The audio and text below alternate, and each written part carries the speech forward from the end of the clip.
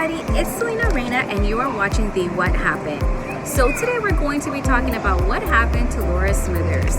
Now before we get started, I just wanted to inform you that this video is going to contain a lot of information. The reason being is that William Lewis REECE was the one who committed these horrible crimes. Now I did want to speak a little bit about the victims and just kind of educate you as the watcher to know exactly who this type of individual was. There's a lot of information on Mr. REECE. However, I'm going to highlight the important information that led before the Laura Smithers abduction. So I just want to let you know, and I hope you enjoyed this video. Please do not forget to like and subscribe and hit that bell so you can get notifications old. That morning, she decided to go out for a jog, which is something that actually Laura has always done. This is not anything outside of the ordinary, so her mother did not hesitate to allow Laura to go and jog the community area in Friendswood, Texas, where she lived. So that particular day, as Mrs. Smithers was making breakfast, she noticed that Laura has not returned home.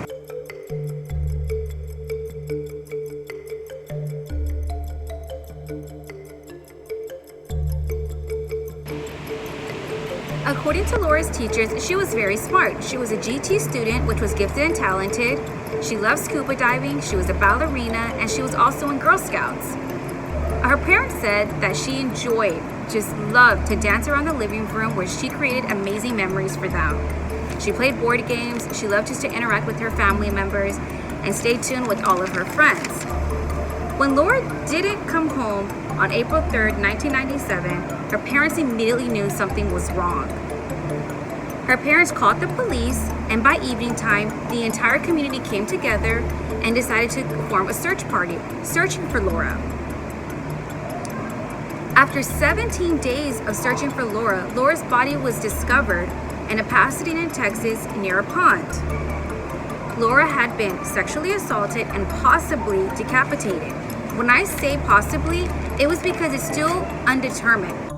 The Smithers didn't allow their daughter's case to hold them back. They decided to go and make changes. On April 5th, 1998, the Smithers created a Laura Recovery Center, which was actually located right down the street here. The Smithers still reside there as of today, but sadly the Recovery Center no longer does exist. As of today, the Echo Search is the one that takes over missing cases. However, they were able to help with all kinds of missing cases in the past, right after Laura's Recovery Center took place.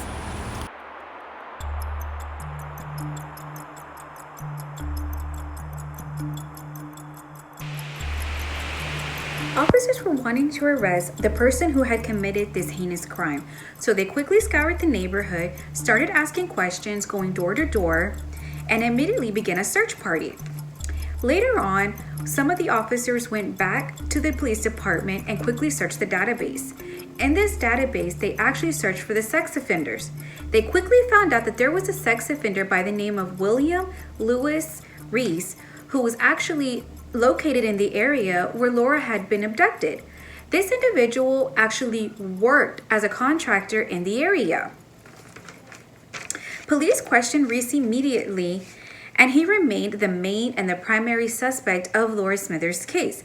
However, there was not enough evidence to show proof that he had anything to do with Laura's disappearance. Sadly, the case was actually starting to go cold. Later, it was discovered that REECE had actually been working, as I stated, as a contractor, and that particular day that Laura went missing, his former boss informed the police department that it was actually a rain out this day, and REECE was actually let go for the rest of the day.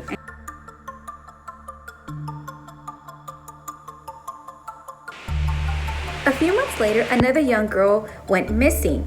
Jessica CAIN was last seen on August 7th, 1997, where her car was actually found abandoned near Interstate 45, right near Tiki Island, which is basically a small community across from Galveston Island. So immediately the cops put this puzzle together with Jessica CAIN's missing case and Laura Smithers' case and saw that there was a connection there with two girls going missing. REECE's first victim took place in 1986 on an Oklahoma highway. On this particular day, the daughter of a deputy sheriff had just finished her classes at University of Oklahoma and was driving to her job. While driving on Interstate 35, her Mustang stalled and she pulled over to the side. She panicked and wanted to call her father for help immediately, but a very tall fence separated her from the hotel where they had a payphone. She had contemplated on jumping the fence, but a semi-truck pulled up right behind her. Later on, she ended up telling a jury exactly what happened. She was in the truck with young REECE back then. He had offered her help. She was so thankful that she got in his truck and they began to drive. Later on, she immediately stated that REECE parked outside of an Albertson supermarket and grabbed her, pinning her down to a mattress where he tried to sexually assault her. Knowing that he would likely kill her, this young lady ended up escaping, where she would later tell her story.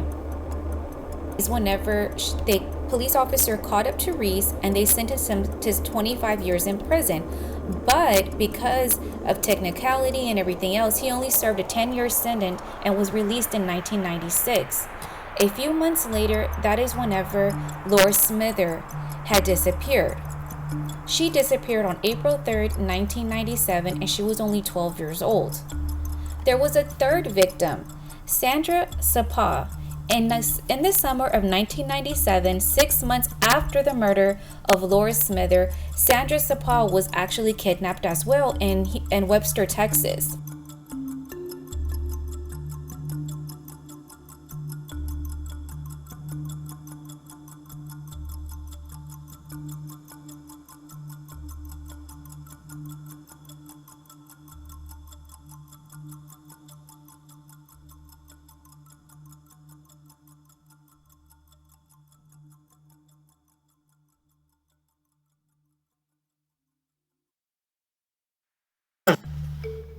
Kelly, who was 20 years old, had been a psychology major and had just toured the Denton jail with her criminology class on July 15, 1997. She left the jail and called her boyfriend from a nearby payphone to tell him she was locked out of her vehicle, which was parked near the jail. When her boyfriend arrived about an hour later, there was no sign of Kelly. And on July 26, 1997, her white Dodge Neon was found at a car wash with the key still inside the ignition. Partially clothed, her body was recovered later on Gregory Road, Interstate 40, close to where REECE had grew up at.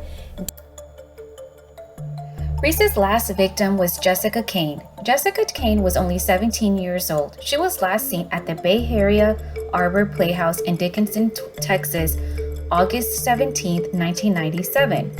She had left with some high school friends after eating out at a restaurant in Clear Lake.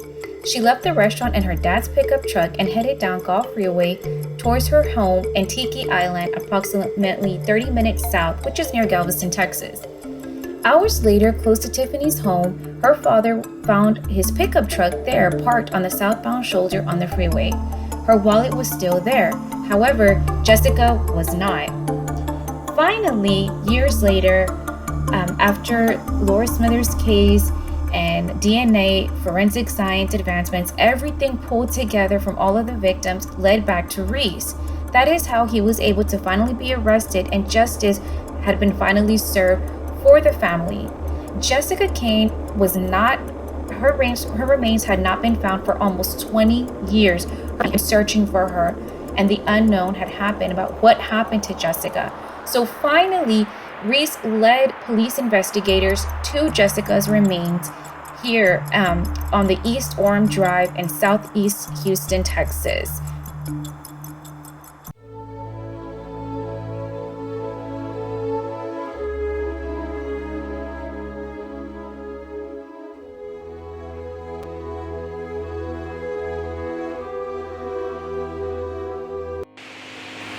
I also want to say thank you again for watching my YouTube on the What Happened with Celina Reyna. Please don't forget to check out my other few videos that I have recently posted. And don't forget to like and subscribe and hit that bell just so that you can get notified when I update or upload any new videos. I plan to do a live tweet really soon and just basically thank all of my new subscribers and say how thankful that I am for allowing myself and the ability to basically just spread awareness about the people who are missing and give a voice to the people, to the families as well. I know a lot of some of these cases have already been solved, but again, that is just to bring awareness and just to be cautious that there are people out there that will still commit these horrible crimes. And just because we don't see about them on the news does not mean that these crimes do not exist. So let's just be cautious and just remind ourselves of the crimes that had committed before our time or during when we were younger, things like that. I thank you all again so much for watching my YouTube. I hope you like and subscribe. Thank you.